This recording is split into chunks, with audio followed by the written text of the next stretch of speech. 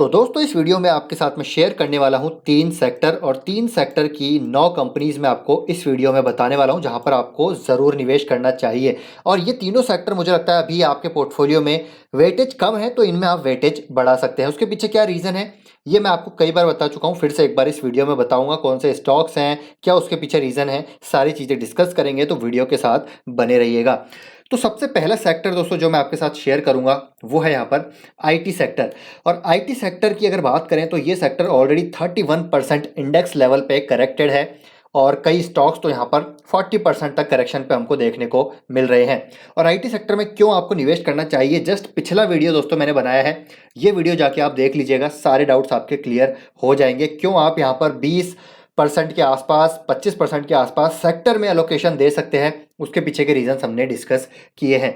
तो ये है पहला सेक्टर और हो सकता है ये सेक्टर अभी 1-2 क्वार्टर में थोड़ा सा हमको कंसोलिडेट करता हुआ देखने को मिले, ज़्यादा ना भागे, लेकिन यहाँ पर long term cash flow visibility clearly नजर आती है, इसलिए इस सेक्टर में आपको निवेश करना है। और इन सेक्टर की वो कौन सी कंपनीज हैं अभी हम थोड़ी देर में डिस्कस करेंगे, पहले सेक्टर की बात करते हैं। तो दूसरा सेक्टर है यहाँ पर दोस्तों एफएमसीजी सेक्टर। और देखिए एफएमसीजी सेक्टर के बारे में हम कितने टाइम से चर्चा कर रहे हैं और आज आप देखेंगे तो एफएमसीजी सेक्टर अपने ऑल टाइम हाई की तरफ अप्रोच कर रहा है। इस लेवल पे लगातार मैंने आपके साथ कंपनियां डिस्कस करी है और वो कंपनीज अभी 20% तक ऊपर आ चुकी हैं। देखिए एफएमसीजी सेक्टर दबाव में था और इसलिए हमने यहाँ पर लगातार आपसे चर्चा करी। तो इस सेक्टर में भी आपको अलोकेशन देना है क्योंकि एक लॉन्ग लास्टिंग सेक्टर है, अर्निंग विजिबिलिटी यहाँ पर क्लियर नजर आती है, असेंशियल आप कह सकते हैं कि एक सेक्टर है। तो ये हो गया दूसरा सेक्टर। तीसरा सेक्टर अगर हम बात करें तो वो है फाइनेंशियल सेक्टर और ये है बैंक निफ्टी। और बैंक निफ्टी अगर आप देखें तो अभी भी अपने ओवरऑल जो एक हिस्टोरिकल वैल्यूएशन है उससे नीचे ट्रेड कर रहा है। अगर हम बुक वैल्यू के हिसाब से अगर बात करें तो हिस्टोरिकल जो बुक वैल्यू है उससे नीचे ही पूरा सेक्टर ट्रेड कर रहा है, तो बहुत ही अंडर ओन्ड सेक्टर है। इस सेक्टर में आपको जरूर निवेश करना चाहिए। और एक बड़े दिग्गज निवेशक मधु केला जी का नाम हम सभी ने सुना है, उनका कहना है कि देखिए अभी रिसेंट ये अपडेट है, it is better to grab your seat before its gets too crowded says Madhusudan Kela on banking sector. तो बैंकिंग सेक्टर पे मधुसूदन केला जी का भी यहाँ पर काफ़ी जो आप देखिए एम्फोसिस वो दे रहे हैं कि यहाँ पर एफआईएस आएंगे और एकदम से आएंगे तो पूरा सेक्टर ही एकदम तेजी से भागेगा। उससे पहले है कि अभी ये अंडर ओन सेक्टर है, वैल्यूएशन काफ़ी अच्छे है, तो यहाँ पर हमको बाय करना चाहिए और स्पेशली लार्ज वंस पे हमको बाय करना चाहिए क्योंकि यहाँ पर वो अभी भी चीप है। स्मॉलर लैंडर्स में आप बाद में ज़रूर निवेश कर सकते हैं।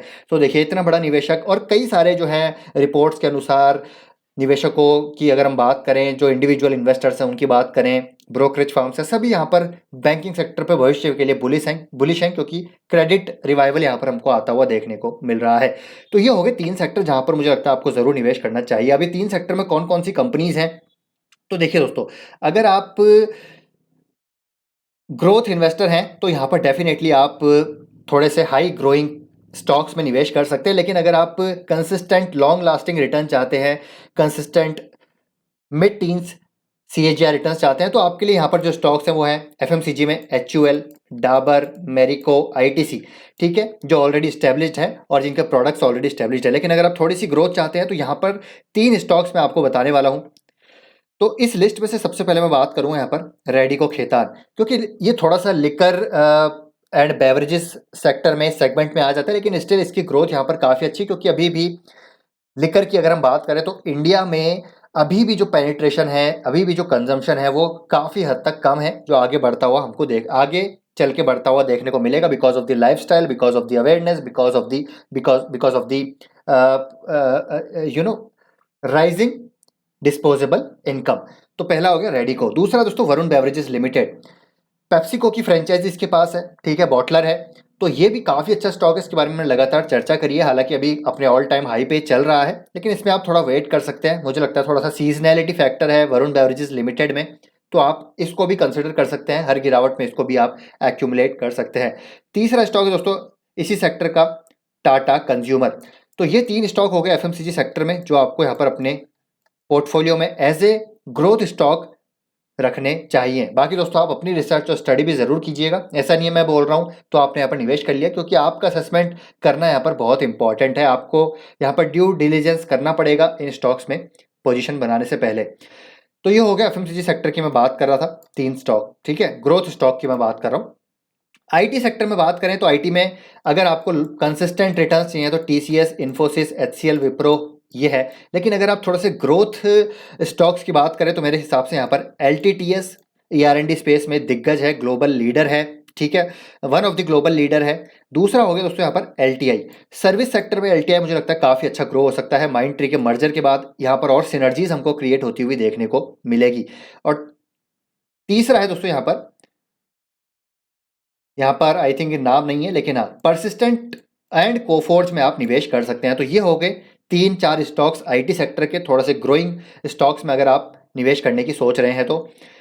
तीसरा सेक्टर उसमें यहाँ पर फाइनेंशियल सर्विसेज, फाइनेंशियल सर्विसेज में अगेन HDFC बैंक हो गया, ICICI बैंक और Kotak Mahindra and axis bank. लेकिन थोड़ा सा ग्रोथ अगर आप चाह रहे हैं तो मेरे ख्याल से ICICI बैंक हो गया एक जो स्टॉक आप यहाँ पर चूज कर सकते हैं। दूसरा हो गया दोस्तों यहाँ पर बजाज फाइनेंस। जी हाँ दोस्तों, NBFC सेक्टर का लीडर है, गजब का यहाँ पर जो है मार्केट कैप है इस कंपनी का, बहुत बड़ा बेस है, लेकिन स्टिल इसके बावजूद है कि ये ग्रोथ ओरिएंटेड स्टॉक मुझे लगता है। अगर आप और देखना चाह रहे हैं थोड़ा सा growth growth point of view से, तो मेरे को लगता है आप यहाँ पर जो है हाउसिंग सेक्टर में जो हाउसिंग फाइनेंस की कंपनीज हैं उनमें जा सकते हैं, जहाँ पर एक आवास फाइनेंशियर्स को आप जरूर कंसिडर कर सकते हैं। तो ये हो गए दोस्तों स्टॉक्स। एक बार मैं फिर से लिस्ट बता देता हूँ आपको। तो FMCG की यहाँ पर मैं पहले बताऊँ आपको, बात करूँ तो सबसे पहले यहाँ पर हो गया टाटा कंज्यूमर फर्स्ट। दूसरा हो गया वरुण बेवरेजेस लिमिटेड। एंड थोड़ा अगर आप लिकर एंड बेवरेजेस में जाना चाहते हैं तो रेडिको खेतान यहाँ पर एक बढ़िया कंपनी लगती है मुझे। तो ये हो गया पहला सेक्टर। दूसरा सेक्टर है IT सेक्टर में LTI, सर्विस सेक्टर में परसिस्टेंट सिस्टम्स एंड यहाँ पर कोफोर्ज भी आप सेलेक्ट कर सकते हैं। एंड तीसरा है यहाँ पर LTTS।